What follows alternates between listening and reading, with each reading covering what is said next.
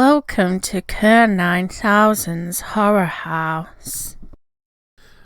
Okay, and the film I'm here to review right now is called The Box. It's a 2009 American psychological thriller film, and it's based on the 1970 short story Button Button by Richard Matheson, a name you'll probably recognise as the guy who wrote I Am Legend, a story which has been turned into a film more times than I can count. The most recent one I can remember being the Will Smith I Am Legend film, with the first one being the Vincent Price film The Last Man on Earth. Much like with that story, this is not the first adaptation of The Box. It was previously adapted into a 1980s episode of The Twilight Zone, which went by the same name. This film was written and directed by Richard Kelly, though, and stars Cameron Diaz and James Marsden.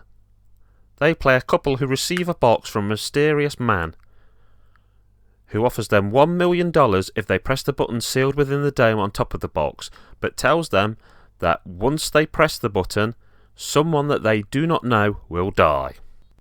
This film had a budget of over $30 million. And Kelly described his intent for the film to make a film that is incredibly suspenseful and broadly commercial while still retaining my artistic sensibility. Well, I don't know what his artistic sensibilities are, but it doesn't really meet mine. You see, the film is about 5 minutes shy of 2 hours, and I would say suffers from atrocious pacing. There are times when this film feels practically glacial. Nothing happens, absolutely nothing at all. And I do not know what accent the actress Cameron Diaz is attempting, but the way she talks throughout the entire film is essentially very, very hard for me to take serious. And it's just one of those things. I'm going to have to compare this to The Twilight Zone, because when The Twilight Zone made this, it was a 20-minute story.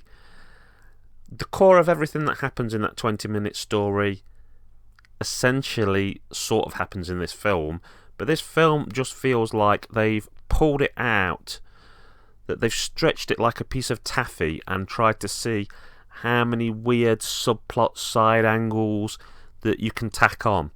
There's a whole thing about the lead woman having a deformed foot because her brother dropped a barbell on it and her limping, and then her husband makes her a rubber cast foot part, which makes him seem like a nice guy, but as far as I'm concerned, only seems to exist in the story, so Cameron Diaz only has to limp for the first 15 minutes of scenes and can then walk normally for the rest of the film. And all of her limping and having a weird foot only seems to be tied into another character having a burned face, so they have some form of relation about both being disfigured. And then there's stuff about aliens and walking through portals of water. It's one of those films that just feels like it's trying to be blooming weird for the sake of being weird. It's like somebody's view of trying to be artistic by just throwing weird stuff at the screen and seeing what sticks. All in all, I think it's a bit of a poor film. It's a serious waste of $30 million in my opinion. And ultimately, don't watch it. Watch the Twilight Zone episode Button Button. It'll only take up 20 minutes of your life, and it effectively tells the same story. Or even better, read the actual Richard Matheson short story, because Richard Matheson actually hated the Twilight Zone adaptation of Button Button, because the ending's changed from his original ending. And the ending of this film is pretty much the same as the ending of Button Button with the Twilight Zone episode, with nuts, bolts, cream and chocolate flicked on top. It completely misses the point of the story in its original form as well. This film to me, it's just a train wreck, and I can't see myself ever watching it again. Okay, that's Kerr 9000 signing off saying keep on watching those horror movies, boys and ghouls.